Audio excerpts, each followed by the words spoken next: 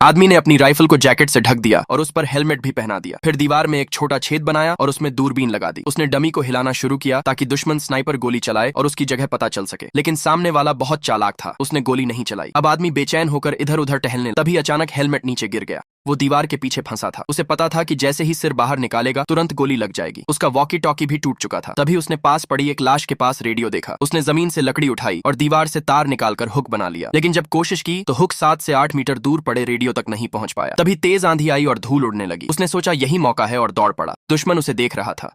वो रेडियो और बैग उठाकर दीवार की ओर भागा। दुश्मन ने गोली चलाई जो चूक गई, लेकिन दीवार टूट गई।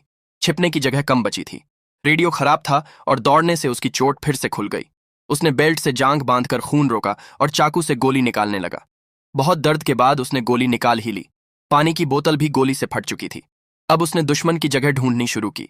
अंदाजा लगाया कि गोली 60 डिग्री कोण से और 1500 मीटर दूर से आई थी। तभी रेडियो में आवाज आई। उसने जल्दी से ईयरफोन लगाया। सामने वाला खुद को साथी बता रहा था और सिग्नल गन चलाने को कह रहा था, लेकिन आदमी समझ गया कि वही स्नाइपर बात कर रहा है जिसने पहले भी सैनिकों को धोखा देकर मार डाला था। उसे आवाज के साथ धातु की टकराहट सुनाई दी। उसने दूरबीन से तलाश शुरू की और पाया कि दुश्मन कचरे के ढेर में छिपा है, पर उसके पास स्नाइपर गन नहीं थी। तभी उसका साथी मैथ्यू होश में आया। बोल नहीं पा रहा था, लेकिन आईने से इशारा किया कि दुश्मन कचरे में छिपा है। मैथ्यू धीरे धीरे आईने से पोजीशन देखता रहा और आदमी बातों में स्नाइपर को उलझाता रहा ताकि मैथ्यू गन तक पहुंच सके। फिर तेज आंधी आई, धूल छा गई। मैथ्यू ने गन उठाई और 3 गोलियां चलाईं, लेकिन दुश्मन की गोली उसके कंधे में लगी। वो रेंग कर दीवार तक आया, मगर जान नहीं बची। आदमी टूट गया और रो पड़ा। अब उसे समझ आ गया कि जिंदा रहने का रास्ता सिर्फ दुश्मन को खत्म करना है। उसने फिर रस्सी और हुक से गन खींची। उसमें सिर्फ एक गोली बची थी। यही उसका आखिरी मौका था। उसने सही निशाना साधा। तभी दूर से हेलीकॉप्टर की आवाज आई।